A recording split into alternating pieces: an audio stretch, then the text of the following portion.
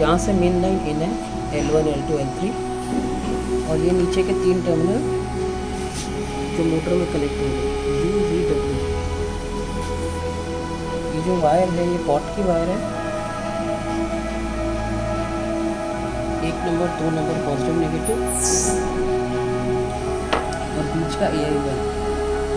AI1 में जुड़ा है टर्मिनल, और ये पॉजिटिव नेगेटिव एक टर्मिनल छोड़ के। यहाँ स्टार्ट बटन स्टॉप बटन है, ब्लैक वाला कॉमन वायर है, कॉमन वायर यहाँ कॉमन में लगेगा इस कॉम पोर्ट में, ग्रीन वायर स्टार्ट के लिए और रेड वायर स्टॉप के लिए। स्टार्ट वाला X1 में, स्टॉप वाला X3 में।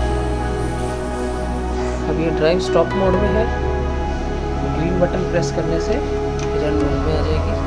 ये ब्लिंक करना बंद हो गया और यहाँ रन की LED जल गई। इससे स्पीड घटेगी और बढ़ेगी, ये स्पीड कम हो रही है और ये स्पीड बढ़ रही है, और ये रेड बटन से स्टॉप हो जाएगी। स्टॉप हो गई, रन की LED बंद हो गई। तो ग्रीन बटन प्रेस करने से रन स्टार्ट हो गई, रन की LED ग्लो हो गई।